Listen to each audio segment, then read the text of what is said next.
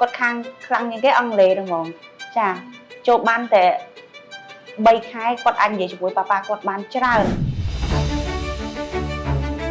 ជំរាបសួរនាងខ្ញុំឈ្មោះជួសមាលីជាអាណាព្យាបាលកូនឈ្មោះវណ្ណិការៀន K1 បងស្គាល់សាលាវិទ្យាអន្តរជាតិនេះតាមណាដែរបងគាត់តាមសាលាវិទ្យាអន្តរជាតិនេះតាមអ្នកជិតខាងដែលគាត់ណែនាំឲ្យកូនមកដាក់ឡានអញ្ចឹងណាហេតុផលអីមិនបងសម្រេចចិត្តដាក់កូននៅសាលាវិទ្យាអន្តរជាតិនេះតាឃើញកន្លែងនេះបរិយាកាសល្អសាលាទលាយ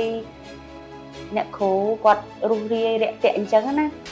បងគិតថាមុននឹងក្រោយគាត់ចូលរៀននៅសាលាវិទ្យាអន្តរជាតិនេះគាត់ប្រែប្រួលមួយខ្លះដែរបង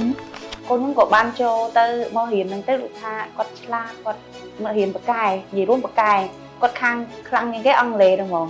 ចាចូលបានតែ